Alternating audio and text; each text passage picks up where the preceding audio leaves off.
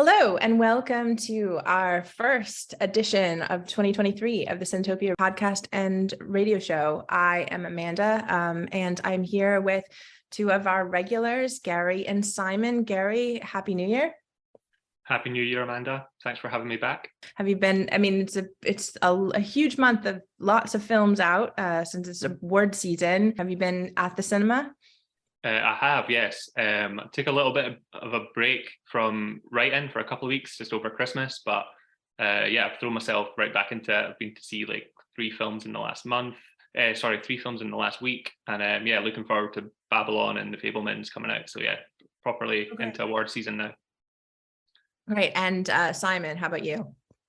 Hi, thanks for having me. I think we've got a really strong crop of films to discuss on the show this week. And like Gary, I'm excited by the films that I've heard so much about from America finally coming out over here. It seems like we've been waiting forever for Tar and The Fabelmans. Babylon. Yeah.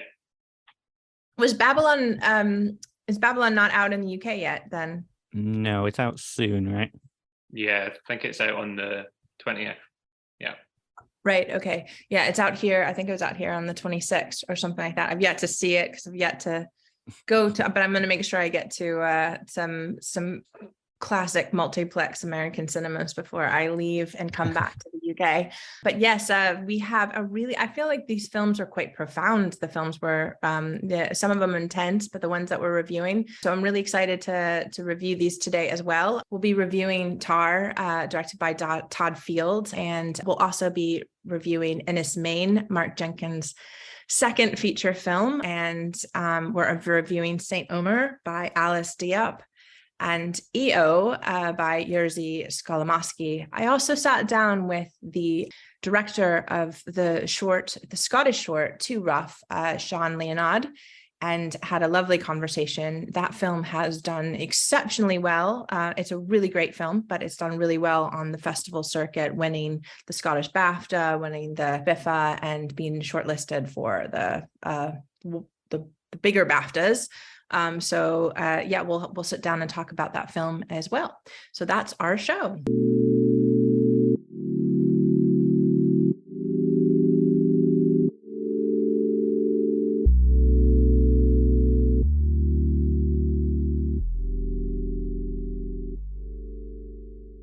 Well, it is award season, and the Golden Globes are just behind us. Those who I know Jim's not here on the show, so I can say what I want about the award season, and we'll be continuing to chat through it all. But let's do our Oscar picks while Jim's not here. Exactly. But Tar took a major award at the Golden Globes, and Gary, Tar's just about to come out in the UK. It's been out in the US for a while, and Gary's going to tell us what this film's all about. Yes. So like you said, Cate Blanchett just won the Golden Globe for it. She's favorite right now to win the Oscar for it, and it's the third feature film from director Todd Field. Stars Cate Blanchett as a celebrated conductor. When the film starts with like a talk about her success in her career, and she seems to she's obsessed, I guess, with control, and she seems to be on top of everything.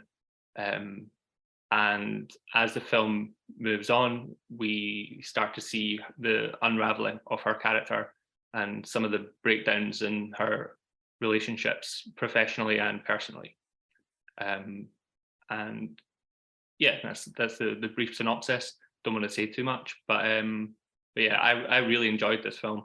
I think it's just got a great style to it. It's very much a film about control, and I think that comes through in the directing from Todd Field. And what did you think about it?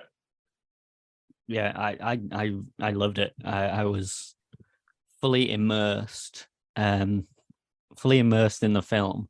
It takes a while to get going, in that it spends a lot of time with the character of Lydia Tarr, and you're going through her day to day, and you're seeing her, talk to the orchestra, do administrative things around the orchestra and prepare for this big recording of Mailer she's going to do. So it takes a while, and it slowly immerses you in the life of Lydia Tarr, who Cate Blanchett plays as charming, as authoritative, and as a terrible person. And so you end up really immersed in the life of this person that you find quite unpleasant, and who keeps doing terrible things. But you feel some degree of kind of complex sympathy and empathy towards her. It was really interesting to me how the film made you feel that complex mix of empathy and disgust, even while she's going through her downfall, even while she's being taken down for her abuse of power. So it was quite complex, and I really liked the film for that. I think cinema at its best can make you feel those complex things, and this did it really well for me. Yeah, I mean, I agree. I think that point that you just made, Simon, about it sort of being slow to start. I definitely had high expectations about this film, and then and felt like the first 30, they were not tedious, but I'm also, by the way, a little known fact, I used to be in an orchestra, or like a youth orchestra, for like 15 years. So what did you play? Violin. And so I definitely knew it wasn't the concert master, but the one right next to that, at one point. So I felt that tension then too, and knowing just sort of like the rhythm of an orchestra practice and stuff is a bit tedious for me in general, just because it reminds me of my childhood. But also these sort of names, and also worked with Carnegie Hall for a while. So a lot of these like big names are kind of brought up into like the whole like industry of concert, of the orchestra in New York and stuff. So I really loved how they played with that, where it's like, I think I read some people, the people are asking this question, is this person real? Like it acted almost like a biopic of a film of a real person. There's a sort of full-on interview with the New Yorker at the start, and then there's like a lecture on music theory, conducting theory. Yeah, and you really bought into that this is a real character, and and that this character lives within these other characters. And I really also Todd Field, have to say, like, really love Little Children. It's a very uncomfortable film, but I've always really enjoyed that film for its idiosyncrasies and this parts of it that make you feel really uncomfortable, and yet you're kind of with these characters who are obviously not great like there's one character in particular is very not a pleasant character, and that kind of comes out in this story where your main protagonist is very challenging, you really captivating in some ways, but obviously a terrible person. So, and I also just felt like, I think that there's a theme along with a lot of our films we'll be talking about of horror almost in this. And I feel like there was a great deal of, like we talked about with Nanny last month, about sort of feeling that person's like pressure and pain through everything about the way the film was done. So I'm particularly a huge fan of Berlin and its architecture, and the way that like even the sets of her amazing apartment that she lives with her partner is like this brutalist gorgeous place, but it feels so cold. And as she's running and feeling sort of this pressure of the world coming on to her, you can really feel it in the filmmaking. And it's about the tension that filmmaker has made and does an exceptional job with that. Yeah, I agree. I think like there's subtleties in the way that it's like a slow fall from grace, and there's clues there early on. Like I love that scene where she's lecturing students, and then they bring up the sort of separating the art from the artist, and then you can kind of see that's like the first sign that maybe she's not the greatest person. But I went in blind, not knowing, like I hadn't seen a trailer, so I didn't know where it was going to go. And I just love the kind of sort of descent that she goes on. And I feel like she conducts the people in her life in the same way that she conducts an orchestra, where she's just like fully in control of everything that's going on. And even that comes across in those running scenes. Like the first one before things start going wrong for her, and she just seems so composed and sure of herself. And by the end, like where she's running, you just feel that things are just disintegrating a little bit for her. Thought it was really, really well played by Kate Blanchett. Really strong performance. And yeah, just talking about the look of the film as well was great. Like the kind of chilly blues and greys at the beginning. Like it's like a clinical style to it and very precise, which kind of sums the character up. And how the film kind of changes visually as this kind of fall from grace happens. So it was really interesting, really well made.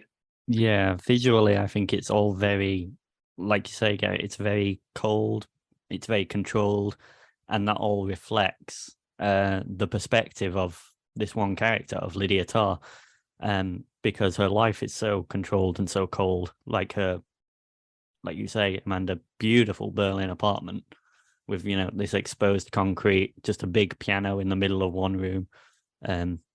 Beautiful, but you wouldn't want to live there. And in the same way, Lydia Tarr's got this enviable life that you wouldn't want to live in because she's so terrible and she's brought it about through sort of abuse of power.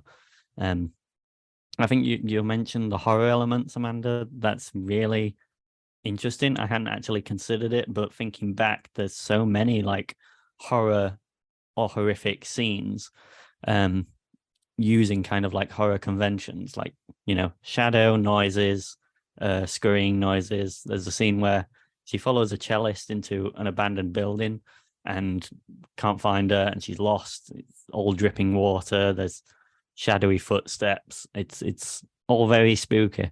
And there's at least one scene that I'm sure I didn't imagine where there is someone, you can see someone in the background who shouldn't and cannot be there.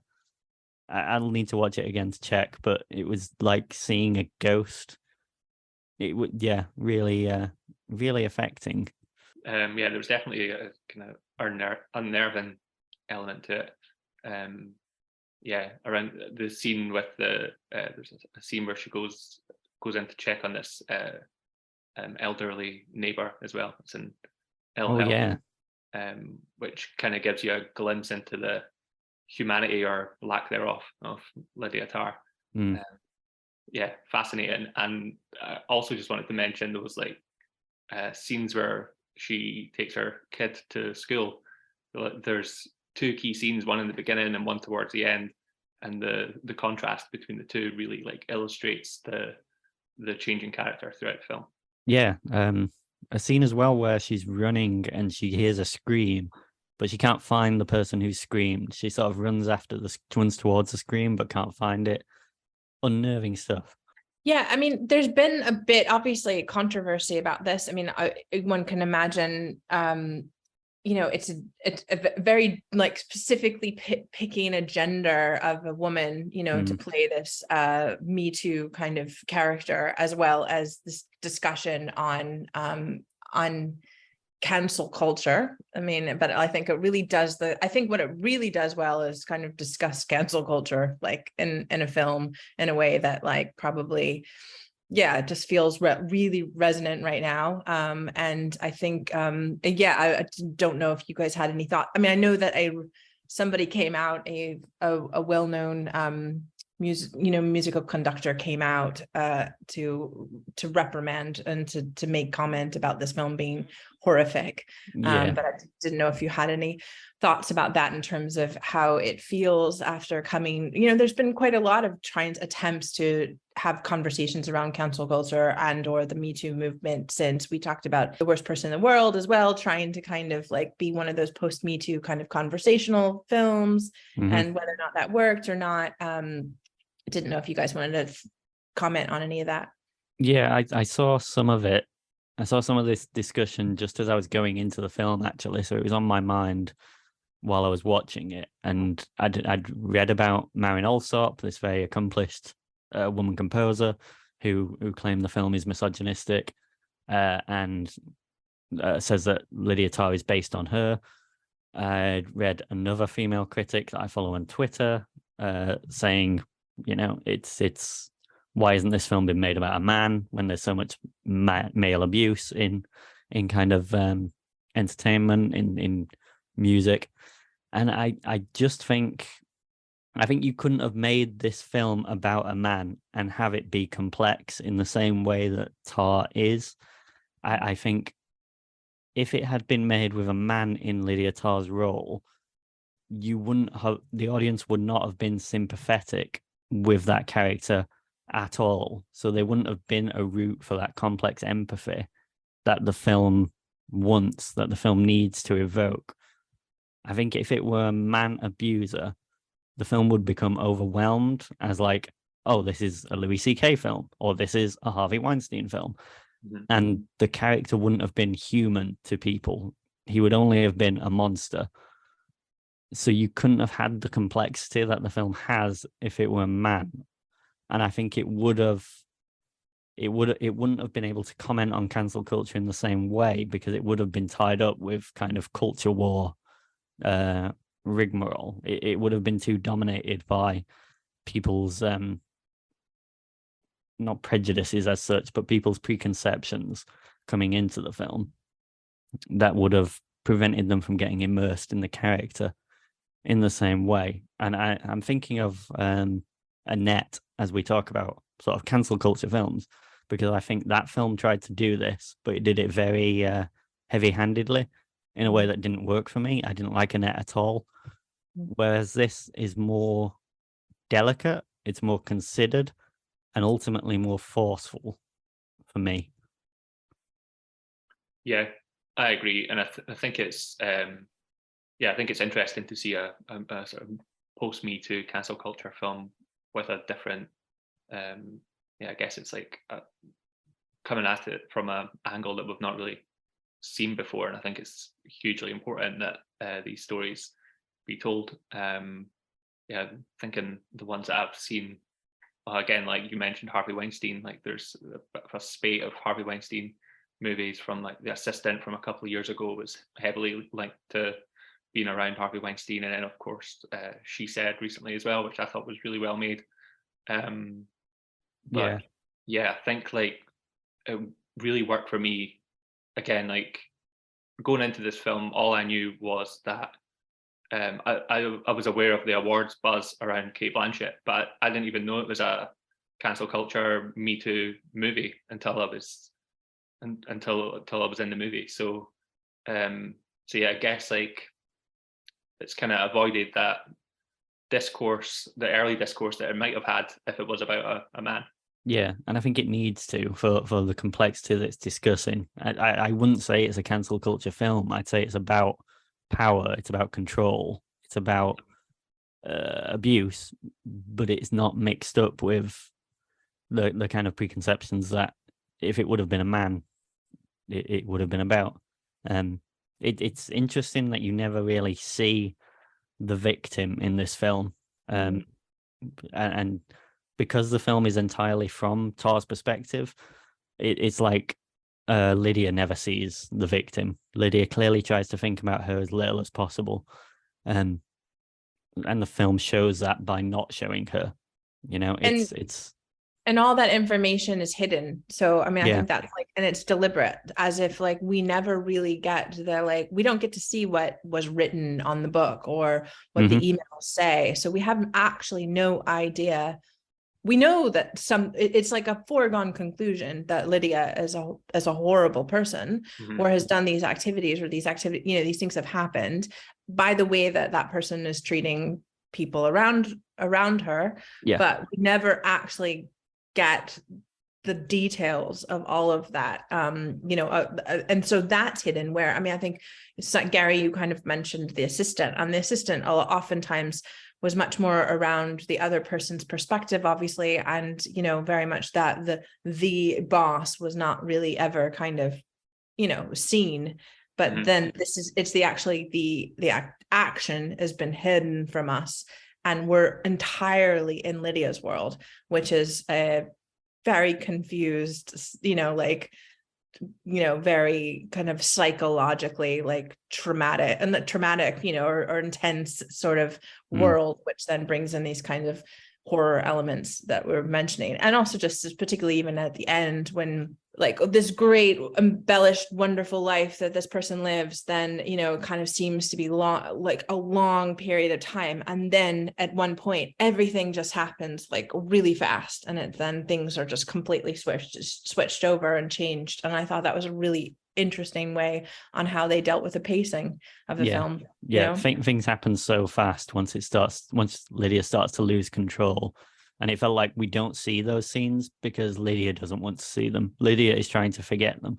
So we just don't see it. We only see what she can accept, what she can choose to see. And it's an interesting comment on how abusers can think and compartmentalize their kind of abuse and still go on doing it. Yeah, that's an interesting point, because I'm glad we never had any of these, like, I don't know, I think some other films or filmmakers might have had some flashback sequences where you totally saw that, and I totally agree that it benefited the film by not showing that. And then even towards the end of the film, she still maintains an element of control, even if it's at a very different level to at the beginning. But she's still, we are seeing scenes that she can control, basically. Is all about control and power. It's fascinating how these friendships and relationships with our peers transform. Yeah, and it is I don't want to talk about the end too much, but it is sad at the end. Like, when we've seen Lydia kind of at the height of her powers, it is powerful. It's a powerful performance from Cate Blanchett, and it feels visceral and good to see her conducting. And so at the end, it's to not see that, or to see where she ends up, is sad, but it's a complex catharsis. Yeah. Because of how conflicted we are and she is. Right. And also brings up that, age-old kind of question, which I think is part of this whole narrative of the artist versus the person. Yeah. And certainly that was, present throughout the whole piece, and in different parts of the narrative as well, which is probably why when you have somebody like Cate Blanchett play, who's exceptional, and well deserving of any awards that she wins, play this character. It's a really hard and complicated thing because it's a villain, and yet it's an incredible performance, and there is empathy there because of that, and because it's from her perspective. Mm-hmm. Yeah, I have to assume the Oscar's in the bag for Cate Blanchett. Well, who we don't know. I guess I don't know the other contenders. I wasn't paying attention too much of who else was nominated against her in the Golden Globes. On the Golden Globes, it was Ana de Armas for Blonde, Viola Davis for The Woman King, Olivia Colman, Empire of Light, and Michelle Williams for The Fabelmans. So I've only seen Blonde out of those, but I think Cate Blanchett's performance is better here. Yeah. But the only good thing about Blonde, I think we did review Blonde a few months ago, was Anna's performance, but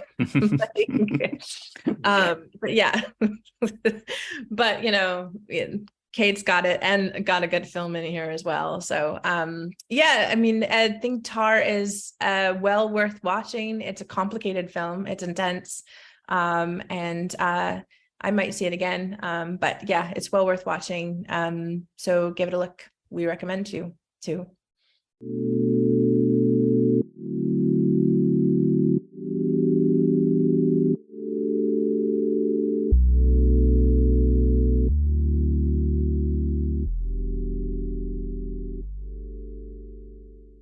All right, so the next film we're going to talk about is Enys, Mark Jenkins' second feature film. Cinetopia is a big fan of Mark Jenkins. We previously interviewed him. Jim previously interviewed him on the show, and also we showed Bait as part of Cinema on the Shore this year. So huge fan of his. But what is this film like? Simon, tell us about it. Yeah, so Enys Men is Mark Jenkins' second feature film after Bait. Like Bait, it's filmed with a 1970s 16mm camera without sound. It doesn't record sound while you're doing things, so you have to design and then post sync the sound afterwards. So it creates this kind of unique look of a 1970s film that has somehow been released in the present day.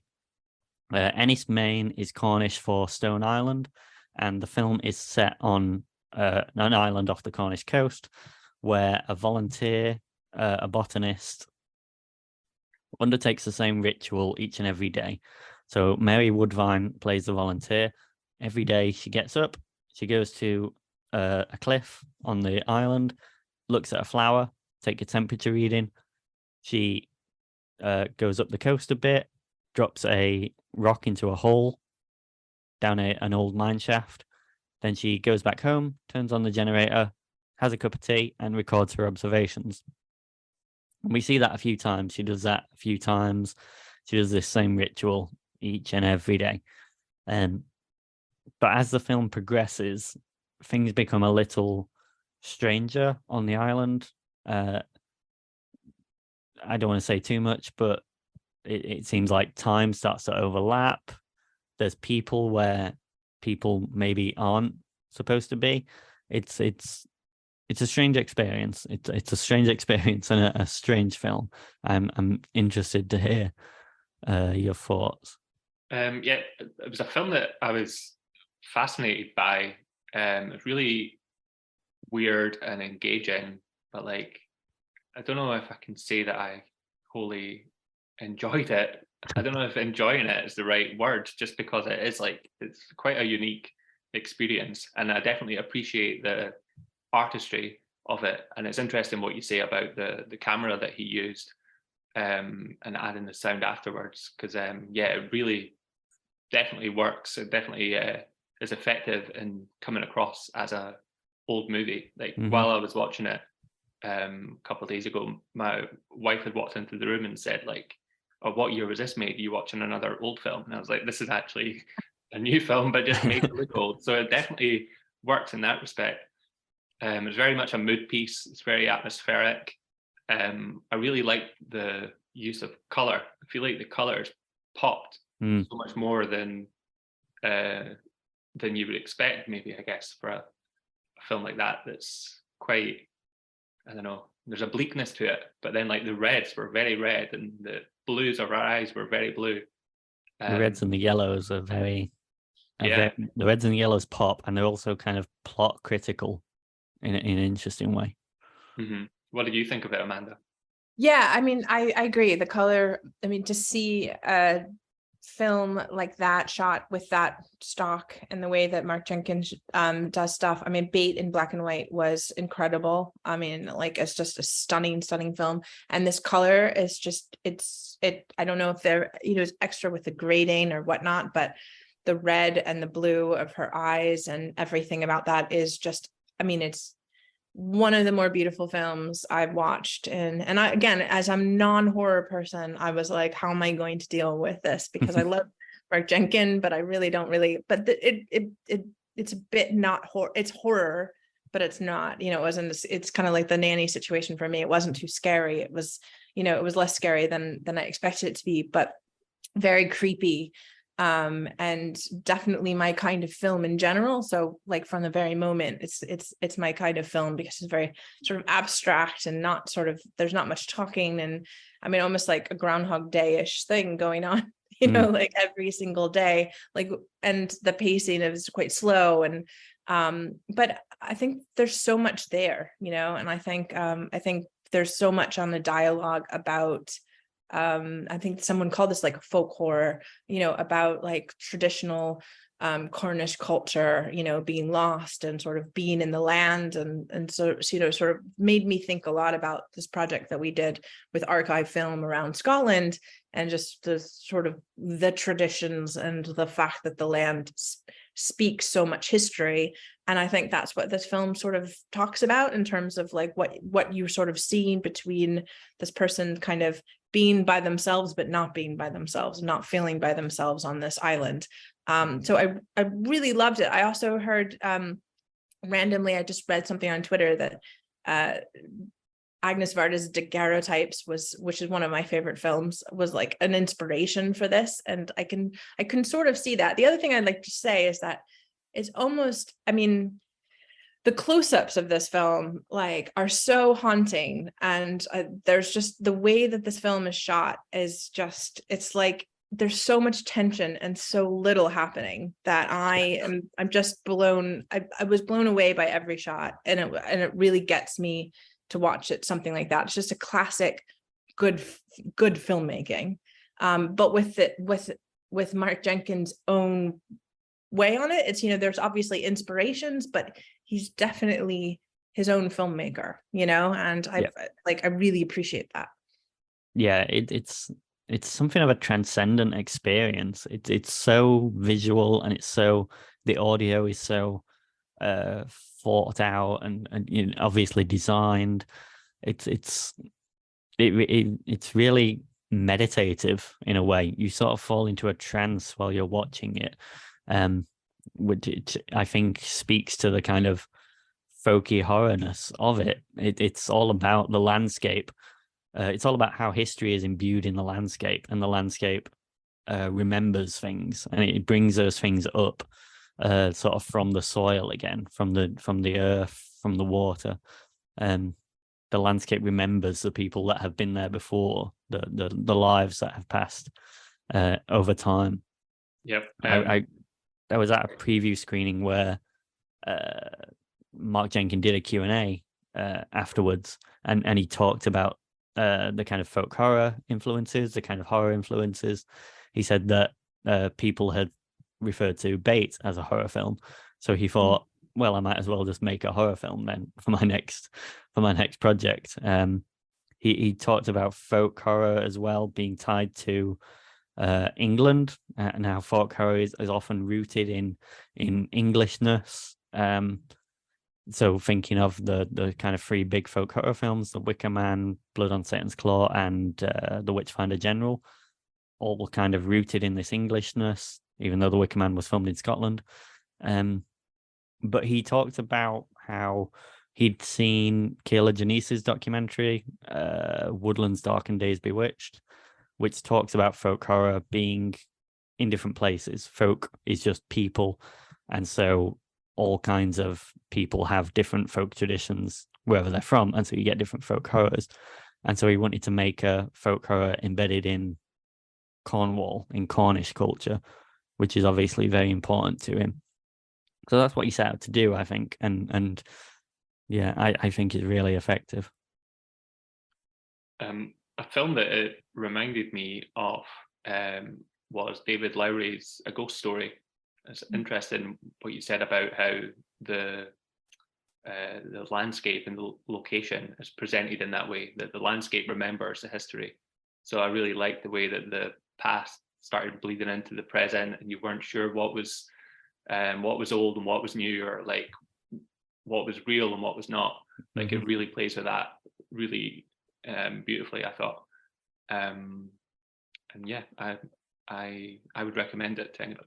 Yeah, I mean, it's a film that, I mean, I think with Bait, like, you know, I would have recommended Bait to a lot of people as well, but it is a film that like it's going to like, I think even Mark Kermode was like talking about it will confuse people in some aspect. When not everybody will get it. I mean, maybe not get it, but like it is what I mean. They might get it, but they might not like it. Yeah, you know what I mean? I don't think it's to everyone's taste.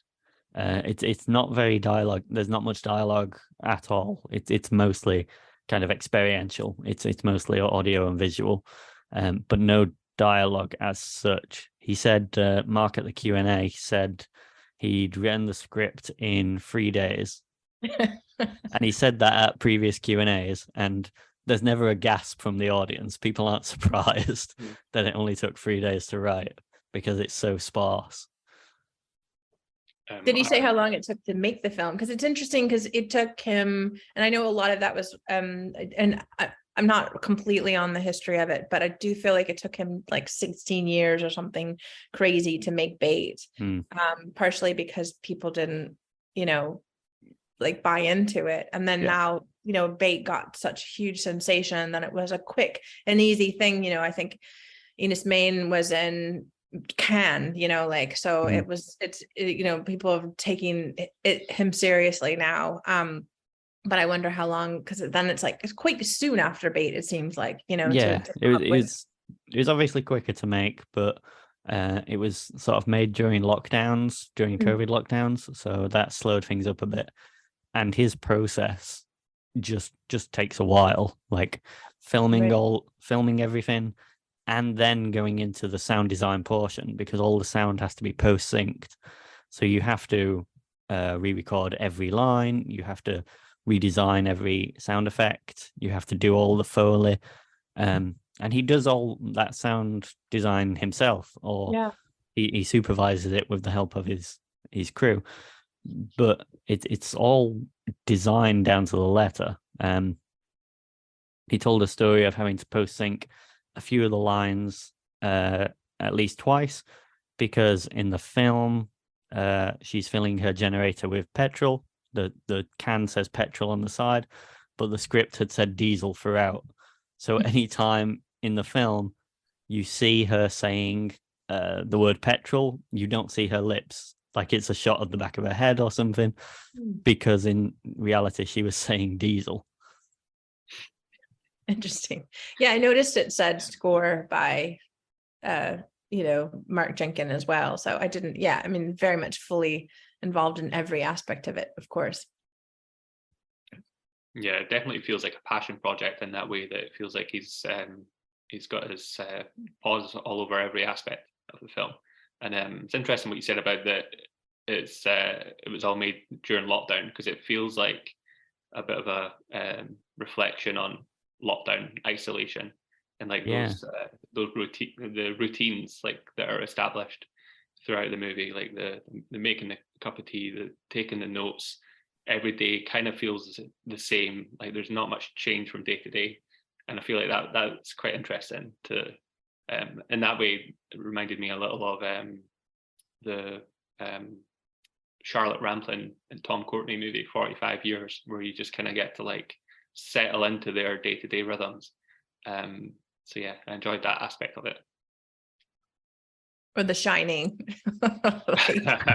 Yeah. The Shining and Groundhog Day for me, just at the very beginning. I thought of you, Simon, because of your whole time loop, but a little bit different, but Yeah, it feels like time is looping on itself. It feels like time is getting mixed up. Like, yeah, she does seem to be living the same day again and again and again. So Enys Men is out, and right now in the UK. I'm not sure when it will show up in the US, but take a look at it. We think it's incredible.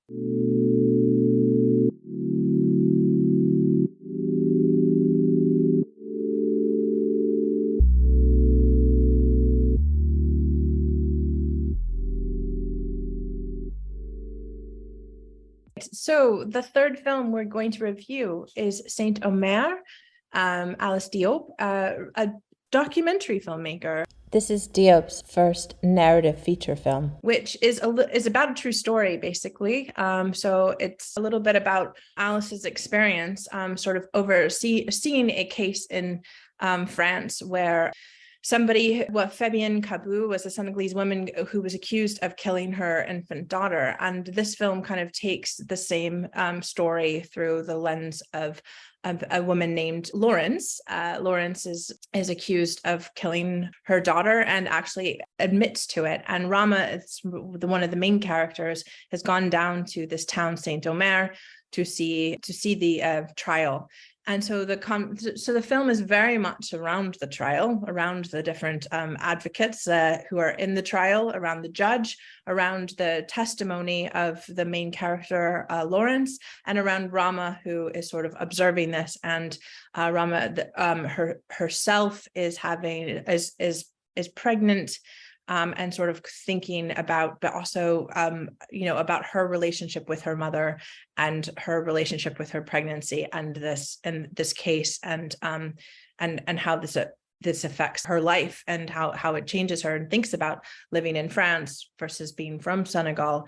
What did you guys think of this film? I personally, when we were talking about a film like Enys, which has no dialogue, this film is, like, one thing to mention, is very, very entirely focused on actually the dialogue and language. There's very little action outside of the courtroom. In fact, a lot of the shots are quite literally on one person for a good 35 minutes, and I thought that was really, really interesting, by the way. But also I thought it was actually really, really special to kind of focus on the language and what was said in this film. So I really liked that.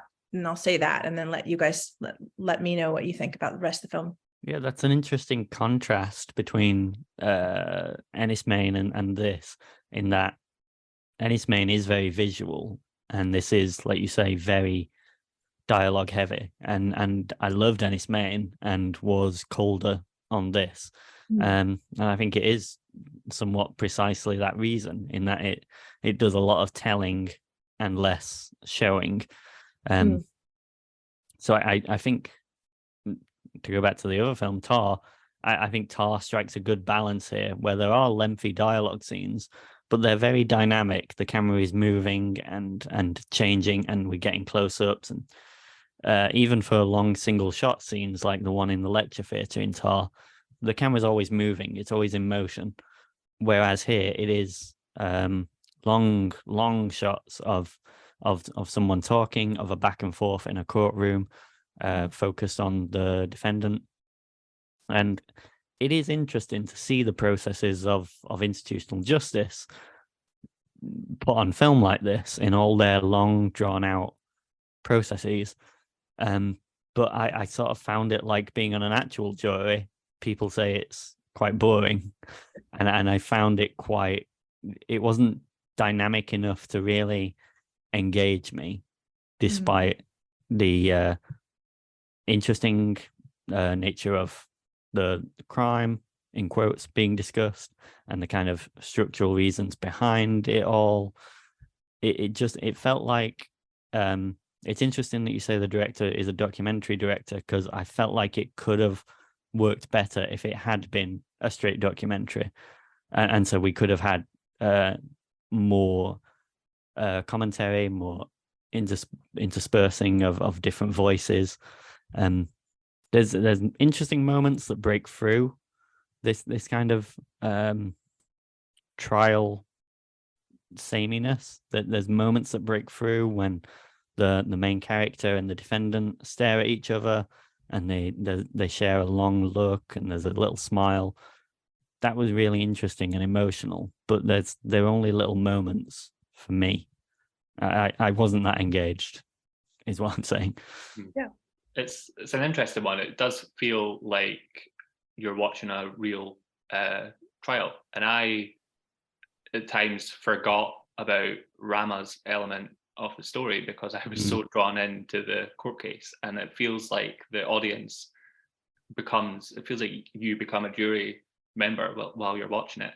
And it's no surprise that Alice Diop is a documentary filmmaker in the way that it's shot. Just a static camera, very almost anti-stylized in the way, like the way that she approaches it. But then there is that balance between Rama and her story that kind of almost, I mean, the film starts and ends with her, but her story kind of takes a backseat for most of it. And I think I was more engaged in the court case itself than Rama's story. But yeah, I found it really interesting, and yeah, there's some parts where there's a part where the fourth wall gets broken, and we are addressed almost as if we're a member of the jury. And I thought that was a really interesting way to approach that kind of courtroom drama style. Right, that's when the lawyer for the defense lawyer, right? Mhm. Then Yeah. yeah, absolutely. Yeah, I mean, I think that maybe that's why I did like it. It's because I am documentary filmmaker and I like 4.5 hour Frederick Weissman films. I think that the thing that gets me is that it's playing with form, and I think that's something where, like, a lot of times when we talk about documentary films, we're playing with form in terms of adding narrative and in there and stuff like that. And this is playing with the idea that, like, you can have a static shot, you know, and literally get something out of it, and you get something really powerful out of it.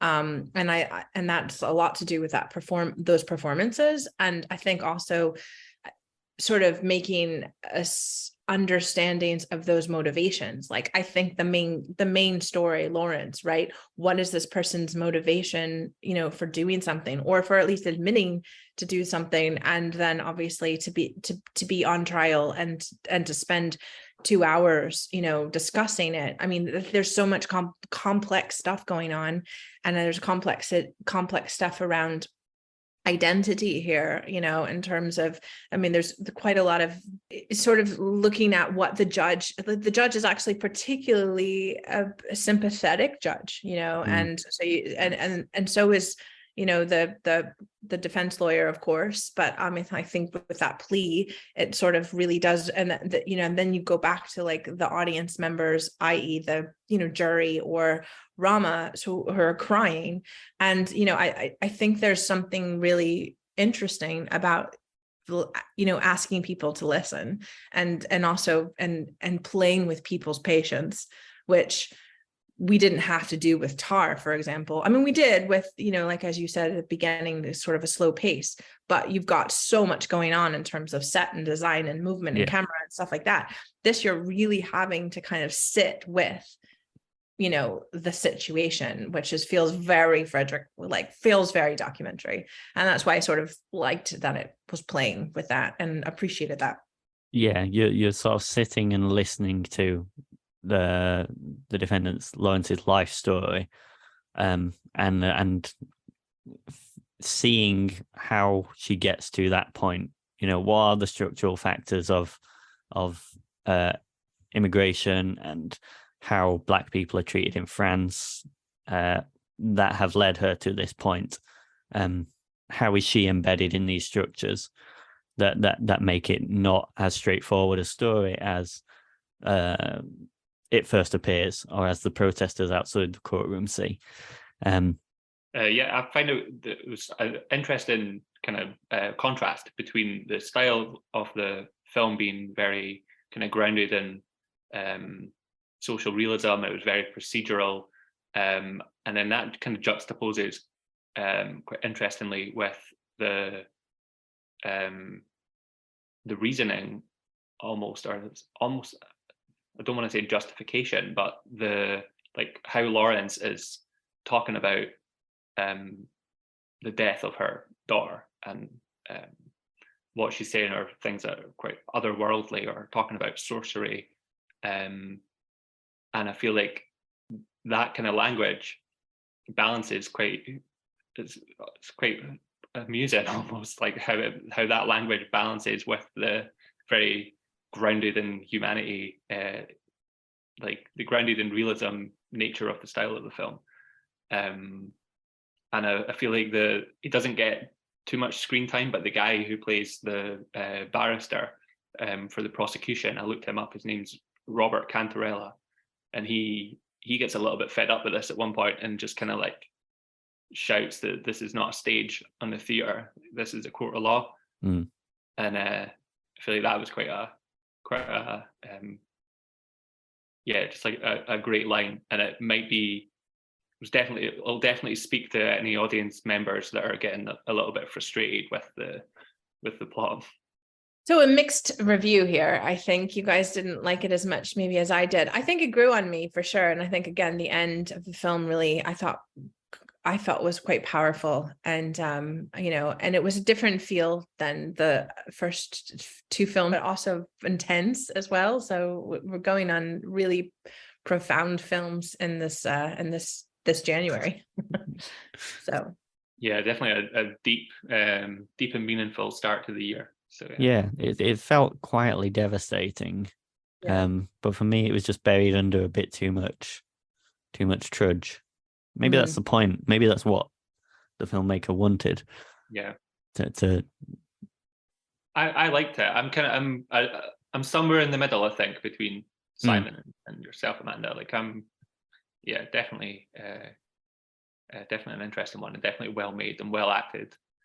I think France have submitted it for Best International Feature at the Oscars, coming back to awards. Yeah, absolutely. I think you're right. And it's out currently. I mean, I was surprised it was out in Altamont Springs in Florida. So I don't know. It's always shocking to me when I see it like an AMC, like a French film or something. But yeah, I think it's worth seeing. Yeah, check it out. Yeah, it's out in the US right now, and in the UK it's coming out on the 3rd of February.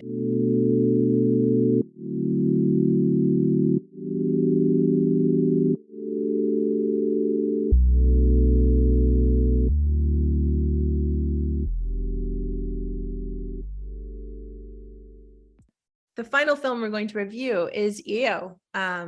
It's about a donkey, and tell us what goes on with this film, Simon. It was believe it was in Cannes. It was much talked about, and I was much awaiting watching this film. So, what is this film all about?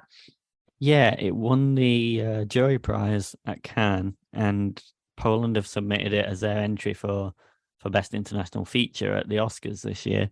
And it's an interesting and powerful film, I thought. It's directed by Jerzy Skomolowski, and it joins a recent trend of films from the perspective of an animal, in this case from a donkey. So in that way, it reminded me of Gunda, directed by Victor Kozlovsky, which is a film about a pig, and Andrea Arnold's Cow, which is a film about a cow. But this follows a donkey called Eo. Eo is a circus donkey, and his life in the circus is disrupted by the new animal rights laws in Poland. So led by Wrocław, Poland have started to ban the use of circus animals, banning the use of animals for circus entertainment. So Eo is taken from the circus and he begins his new life, and thus begins a journey across Poland and into Italy, sort of across Europe, visiting riding stables, farms, football grounds, cemeteries, abattoirs, the woods, a mansion. And we follow Eo, we follow his life, we see through his eyes as he experiences all of this. It's really a film about leading us into the kind of subjectivity of Eo, and pushing us into his mind and thinking about how Eo lives and experiences the world, and ultimately how animals live and experience the world. It also takes us through Poland's past and Poland's present. He wanders into a forest at one point, through a forgotten and overgrown Jewish cemetery. There are gravestones with Hebrew. So we're reminded of the Holocaust. We're reminded of, again, when we see animals going into these kind of mechanized abattoirs, mechanized slaughter machines. And it's both a meditation on Eo as a creature, as an animal, as a being, and thinking about modern Europe and what is going on in modern Europe, what kind of rivalries and changes are taking place across the continent. I thought it was really interesting and really affecting. You really get into the perspective of an animal, which is an interesting thing for cinema to try to push you to do. Yeah, that was really, I think that's a really good summary on exactly what it is, because it is like through this perspective of a donkey, and unlike what, like Gunda, I think, and I could be wrong with Gunda because I don't remember Gunda as well as I remember Cow, because we reviewed Cow for the show. Sure. We had this discussion around how anthropomorphized, Andrea Arnold made the cow, because it was very much kind of like, that was a documentary we were following, a cow. And then this one, there's really clearly like a tear coming from the, donkey. And like, I mean, I've been hanging out with a puppy for like a month and a half, and I know, like, I know they feel things, and or whatnot. But I think sometimes there was like this, putting a human feelings onto the donkey way more than, than what would potentially actually happen in real life. Yeah. But I think it worked really well. And the way that you've just explained what this film is really about, it's really about Poland, or it's really about the history, and it's really about, animal rights as well. It was similarly to, the cow. I really came back out of this very sad and very, like very more motivated for, being very careful on my sort of animal sort of rights and stuff like that, because you just don't think about this stuff. And then films like this really put it into perspective for you, and in a way that's quite beautiful and sad at the same time. And I was, it was very sad at the end, enough to say, but very beautiful too. And there's just like, parts where there's like, it could be his perspective, but it also could just be this very random, like strobe red light sort of scene. I mean, so just the shots of this, it's like this insane, I don't know, like James Turrell, like music video kind of thing, which it's just there's these drone shots in red over this forest landscape, and it just turns everything eerie and covered in this red fog, this red mist. It turns this stream into it looks like a river of blood because of all the red. It's really beautiful. And enough that you never really, I mean, you have this one character, obviously the donkey, and then but at the very beginning, you kind of have this love affair between the donkey and the circus sort of like person that, trainer or whatnot, sort of performer woman that he was with. But other than that, you really don't have any sort of person who continues to go through the thing. So the fact that you can kind of stay captivated through this story, through following the tales of the donkey is quite, has to do with all the other stuff that's going on, and all the ways that kind of like this episodic picaresque story via donkey. Just one thing to note though, which admittedly as a Francophile, I've not seen this film, and I think after seeing this film, which was hard, I've heard that this film is very, very heavily based on a Bresson film. I read that. Balthazar, which I've actually not seen, but I hear is more depressing than this one. So Great. I might not make it through that one for a while. Give that a miss, yeah. Give myself a couple of years. Yeah, there's not many human characters at all, and what characters are all sort of drift into EO's life, and they're often kind of played for comedy or comical characters. But I knew Isabelle Huppert appeared in the film at one point, so I was like saying to my wife at one point, like, when is Isabelle Huppert going to appear and give this donkey its forever home? When are they going to, be together, and the donkey will be happy and we'll all be happy as he goes off with Isabelle Huppert, which does not happen. But I think you have a good point about Gunda and Cow being documentaries, and EO sort of slaps a narrative on top, and so the narrative does somewhat require anthropomorphizing the donkey in some way. Like you say, you see little tears in close up. EO's looking at horses in the field, and it's implied dreaming of running with his fellow animals through open landscapes. He's not taking a carrot. That means he's sad. He's off his food. It does anthropomorphize him a bit, but ultimately not as much as it could have, I thought.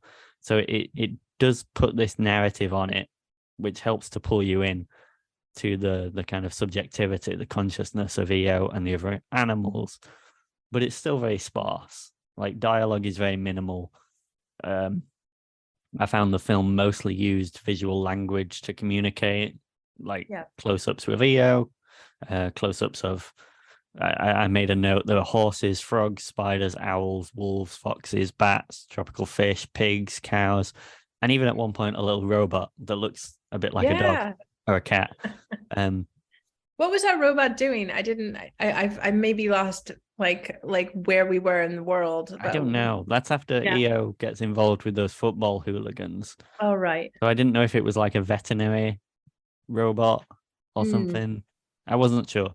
But either way, you're sort of getting into the perspective of all these animals and even this animalistic robot and constructing motives and desires for those creatures yourself, which is kind of distancing you from the human. I also wanted to mention the film's soundtrack. Yeah. I think it's got a really interesting soundscape. And the film's composer, Pavel Mikityan, creates this really evocative soundtrack that sort of anthropomorphizes Eo in a way. Like the music is sad when he's supposed to be sad. It's more happy and joyful when he's supposed to be happy, when he's running around the circus, which he enjoys being at.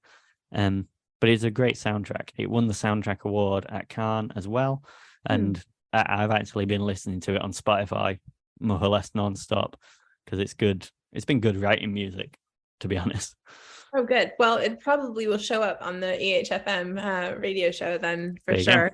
But yeah, no, I think you're right. I think it's got all of these elements that make it really, really fascinating. And it's a new, it's not a remake of, one of the best films of all time. It's its own film. And I do think the only thing is I kept kind of wanting the donkey to stay still and stay, like, not keep escaping, because it only got worse and worse, it seemed like, every time, to the next if you stop spot. wandering off, a human might care for you, might brush you, and you might feel better.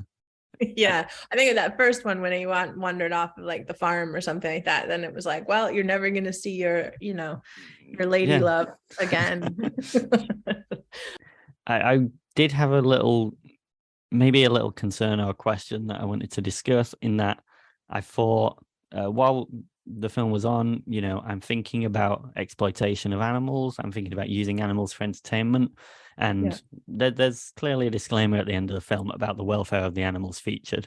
It's clear that the production cares about the beings involved and looked after them. Eo himself is played by mainly 2 donkeys, but 6 donkeys total. So, they're not stressing this donkey out. I did wonder about, while I was watching the film, about the use of animals for entertainment. And this is ultimately kind of entertainment. It's a different degree than a circus, perhaps, but do you see a difference between that kind of circus entertainment, which is wrong, and this kind of film? Wow, that's interesting. I didn't think about that at all, other than, I don't know. I mean, I guess I've not really, I know that, like, there's certainly, like, I saw that very clearly, that, like, there was, and I suppose I didn't expect, because the emphasis of the film was so much on animal rights, that I sort of assumed that the care of the animals were, very much a priority in the film. But that's a really good point to think about. It was something that maybe I've not investigated enough on how animals are treated in terms of on sets and in these situations and stuff like that. I mean, I'm certainly I'm not suggesting that they were treated badly on this film at all. They seem to have been treated very well. They seem to be happy. And it just got me thinking, the film in general, about sort of animal exploitation in general, and how we treat animals and how we use them for entertainment purposes. And also making human, sort of, if it's not an animation, then, we're making these human sort of impressions about them. And this is exactly what this film was doing on. Exactly. I think the film wants to raise those questions, wants to make you think about that kind of thing. Yeah, of course. Now I'm thinking about Free Willy. Poor Free Willy. Yeah, I know. that poor whale. Terrible. Anyway, great.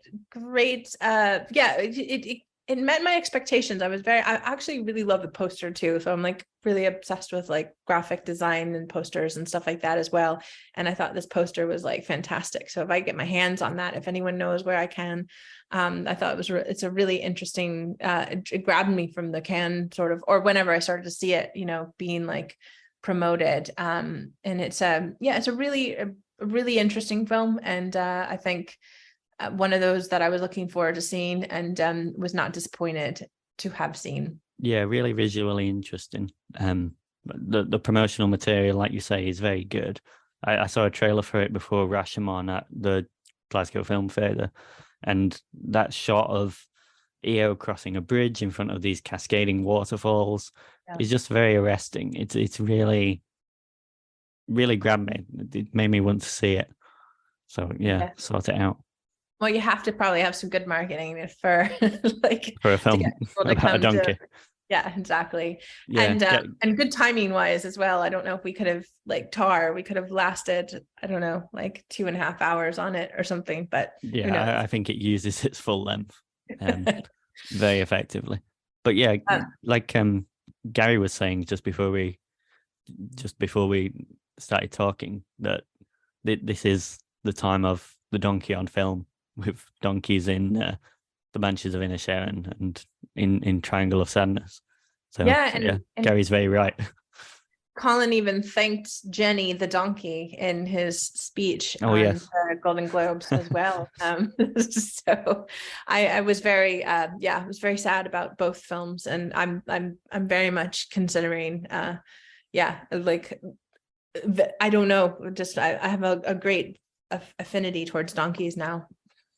Thanks to, like I say, watching it with my wife, and they want a donkey now. They wanted a donkey after a few scenes. Amazing.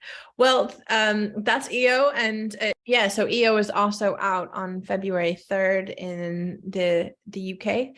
So check it out and let us know what you think.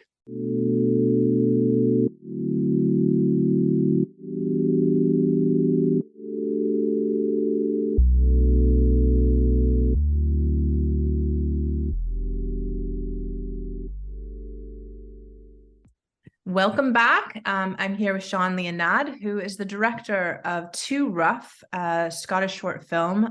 That's incredible. We'll put a link down to the trailer and on this show. But Sean, welcome. Thank you so much for joining us. Thank you for having me. Okay, so tell us a little bit about your journey. I know your film was a short circuit film, and just how did you get to make this film? And it's incredible, by the way. I really, really, really loved watching it a couple times. So. Oh, thanks. Well, we actually pitched this film in 2019 to the old funding organisation in Scotland, in Scottish Film, and they didn't really like it, and they didn't give us the funding, and I sort of wanted to then pitch a different project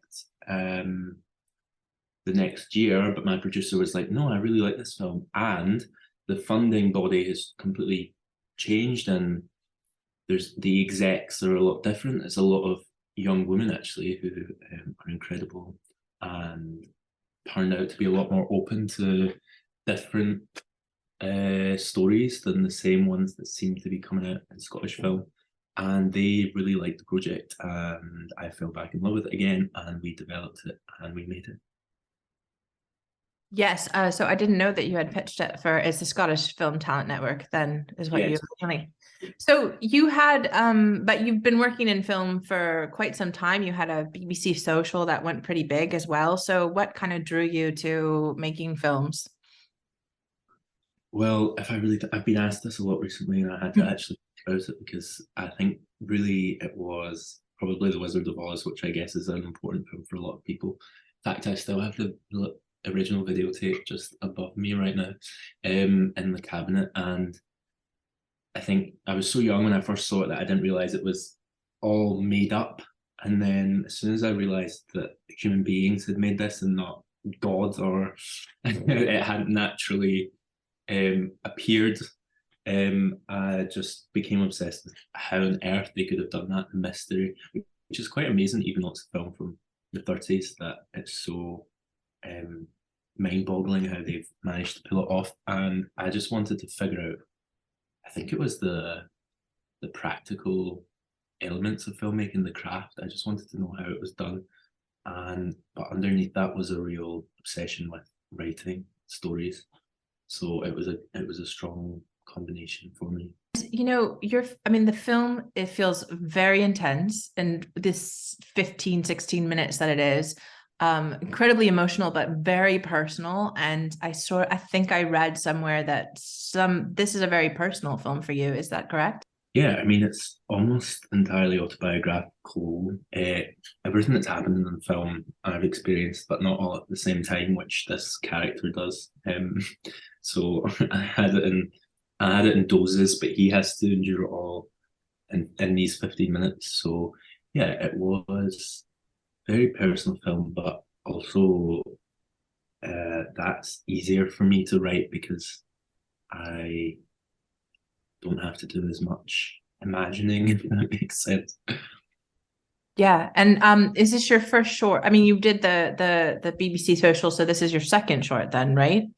I've done quite a lot of short form Okay. films, but this is the first one that was my first fully funded narrative short, which was a lovely relief following, because a lot of the films I made before were for digital platforms. They were really fast paced and fun to make, hard to make, but fun. But this one was a lot slower in pace, and I was able to just breathe and make something more cinematic. Yeah. I mean, again, that anything from the acting to the way that it was shot, I mean, and also the music, it's like it's so incredible that you have such a short period of time, and yet it's not, a horror film, but there's so much like tension in there. Where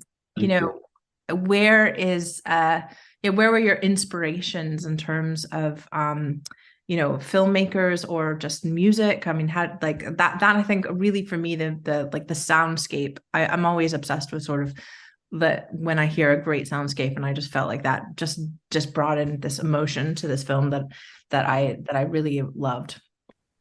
Well, inspiration for the soundscape really was just from reality and what I know Glasgow sounds like, and there's just something melancholy about that distant ice cream van sound and children playing and dogs barking and neighbours in the world of Glasgow on the other side of this little. You can't really see much of the world outside of this room that the film is set in, so you just hear what's on the outside. And I really like soundscapes as well. I think it's half of the film, the sound and the storytelling and the setting and the poetry of sound. It brings other worlds and elements into it. Yeah. Budget wise, I know that Short Circuit gives you a very finite budget to work with. Yeah, I do think, and it is a short film, but I do think the budget looks really, really high in this. I mean, the budget high, the quality value looks like it was really, really well done. Did you work within that budget? Did you get more funding? Did it take longer than, I mean, all of these things I'm curious about. No, we worked within that 25,000 budget, and it was actually really difficult. That sort of money doesn't go very far, so it was just up against the clock, because I think, well, I've never worked on a project where I've had the luxury of time, so it's always just incessantly marching against the clock. I think everyone that's been on a film set knows that. So that's where the difficulties came in, and also COVID took. I think we got COVID support funding to deal with all of the impossible regulations that came because of that. But I think if you have small ideas, or not small ideas, big ideas, but a small scale of story, then you're much more able to put the money into making that small scale look incredible, instead of, I don't know, spending your budget on massive production values and for high concept ideas and short films. Yeah, absolutely. That's a good point. So I take it because it was during COVID, most of your crew was all Glasgow based, or were they from different parts in your cast as well? Yeah, most of them were Glasgow based, which is nice because I know that a lot of work a lot more work should come to Scotland, I think. So it was nice to work with a crew that also understood the world of the story, and it wasn't just Glasgow. I'm not so nationalistic that I need Scottish, the whole crew to be Scottish. In fact, I'd love as diverse a crew as possible. But yeah, everyone really understood the world that we were going into when telling this story. Yeah. How do you, I mean, I know you are born and raised in Glasgow, but how do you feel? We're about to actually just to do a networking event in Glasgow for the first time. We're mostly based in Edinburgh, but how do you feel the Glasgow like filmmaking scene is? Do you think it's small, but like really up and coming? Well, when I left school, I set up a filmmaking collective called Young Filmmakers Glasgow, which has long been buried, but for the time it was we used to meet every week in coffee shops. Anyone could come, and we were sort of rivaling the Glasgow Film Crew, which was a similar collective, but we were supposed to be the young cool ones.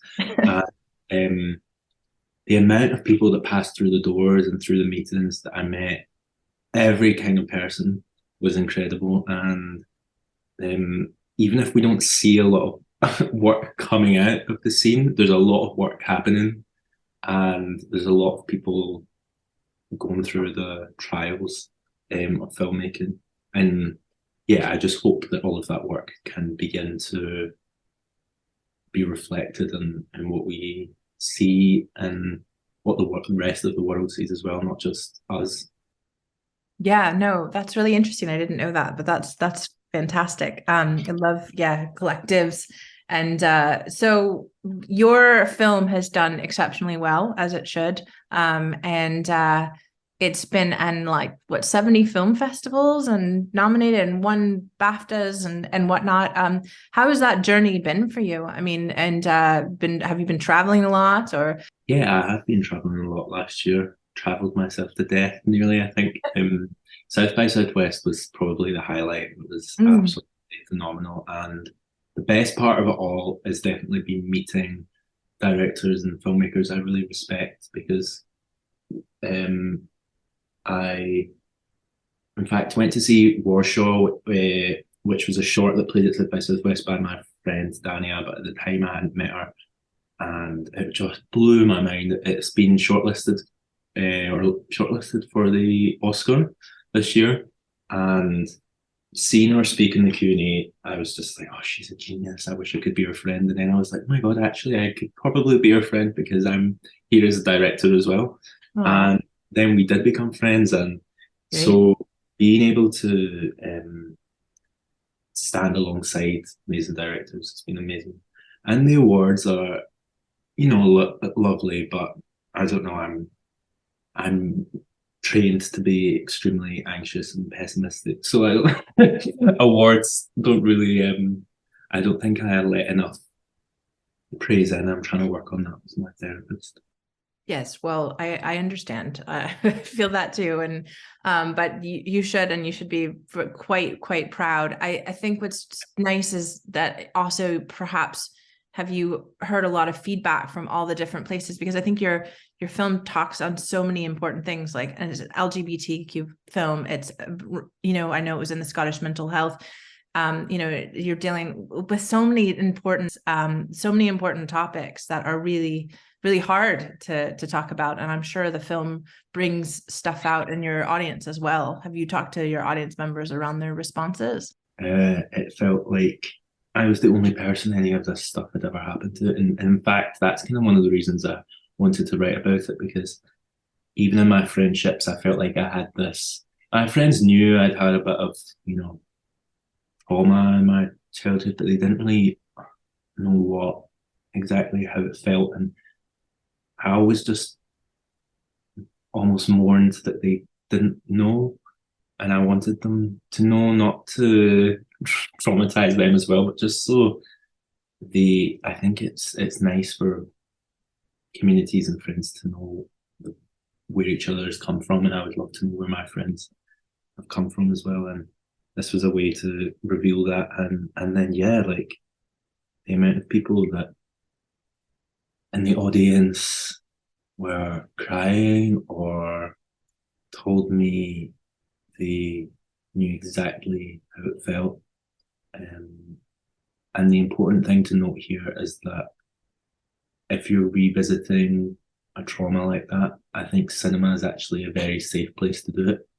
It's much safer than the trauma coming at you in real life or when you're not expecting it. But when you sit down to watch a film, as much as I suppose trigger warnings are really important, cinema is a safe place to revisit trauma and pain. And it has to be done because the more you treat your trauma like a monster that has to be suppressed and hidden, the more ferocious I think it becomes. So I think it's been lovely to connect with people that share that background. Yeah, absolutely. And I didn't even think about that, but that's such a lovely way to say that, you know, cinema is such a safe space for that. And I know I get quite emotional, especially on planes when I watch films, but, you know, it's not just always a dark, you know, black box kind of room, but like, you know, if you're even in your room and watching this as I watched your film and, you know, and my room on a computer, it's a very, very like, and it's a great emotional place to deal with these kinds of things. And when it's done as well as you did, it's really powerful. So thank you so much for taking your time. Where, and I obviously this is general last question, but I did read a little bit that you are working on a feature film coming up. Is it as autobiographical as this one is, or is it very different? Tell me a little bit about what you're working on now. Yeah, I was actually working on it a minute before I came to chat with you, and I'll be going straight back to it. It is autobiographical, but it's also a psychological horror. So it's about a gay couple that fall in love, and as they fall in love, they notice that their relationship is being evoked as a supernatural entity.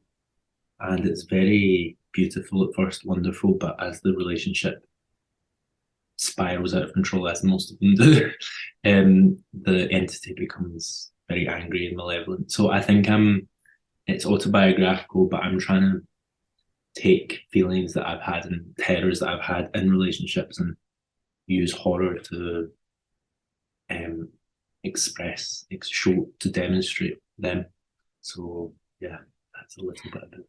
Is horror one of your favorite genres to watch? And is there certain films that you look to and stuff?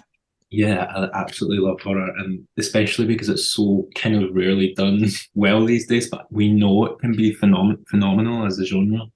I love The Babadook,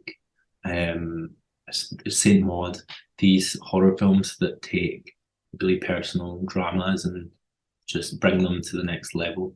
Because I think I don't know, I'm afraid a lot of the time by life, and I always have been, and so there's something sort of liberating about actively going to be terrified but enjoying it, you know. So yeah. I'm afraid a lot of the time and afraid of horror, which is why it's never been my favorite genre, but I'm getting more comfortable as I get older. But I just actually we just reviewed this film Nanny that was I think currently on Prime UK, and I thought that was a really interesting personal horror, like a way that, you know, emotional horror or internal struggles come out in a horror film. And I thought that was really, really great film as well. Congratulations on all of your wins, but you're also your new is it BAFTA nomination as well, correct? Well, we'll find out if we're nominated on the 19th. We're currently shortlisted or longlisted or some kind of list. We're on a list. A list, yes. Well, it's very well deserved, and I hope it gets to the next list, and I hope it wins. But thanks again, and good luck to you on your next project as well. Oh no, thanks for having me. It's been lovely.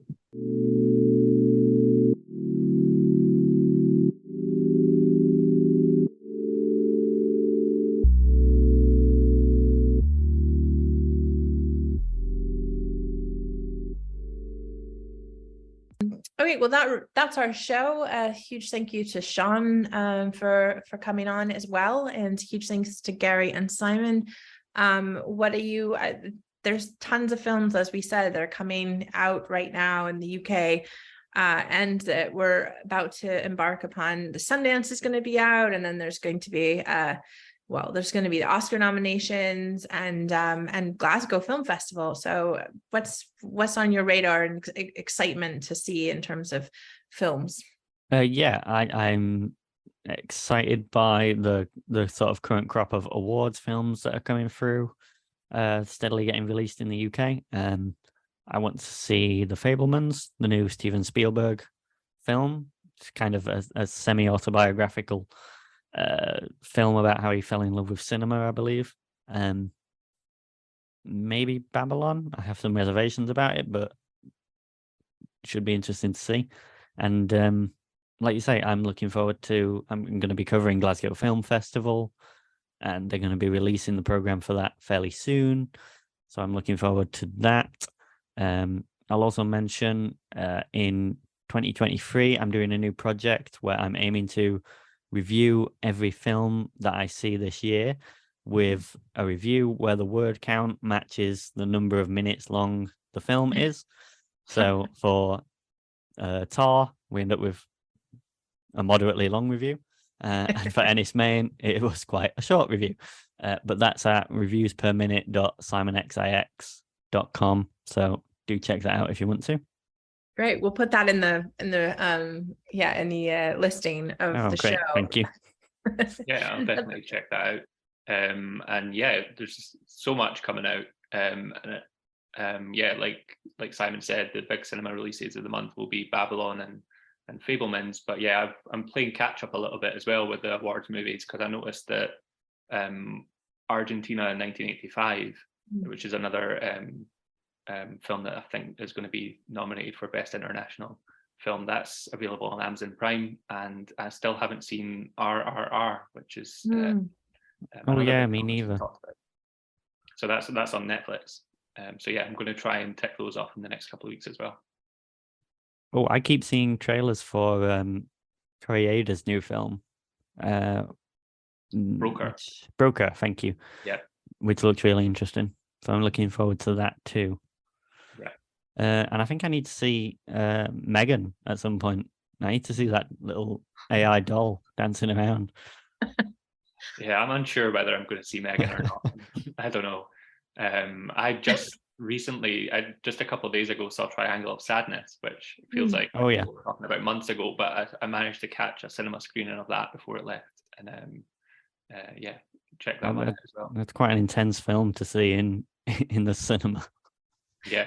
It is. It must have been. I didn't see in the cinema. I saw it as a screener. But I watched White Lotus and found it was really interesting how similar the themes are in terms of what watched binged White Lotus during the holidays, and how the themes are with and also the music actually of The Square, which is his film before Triangle of Sadness.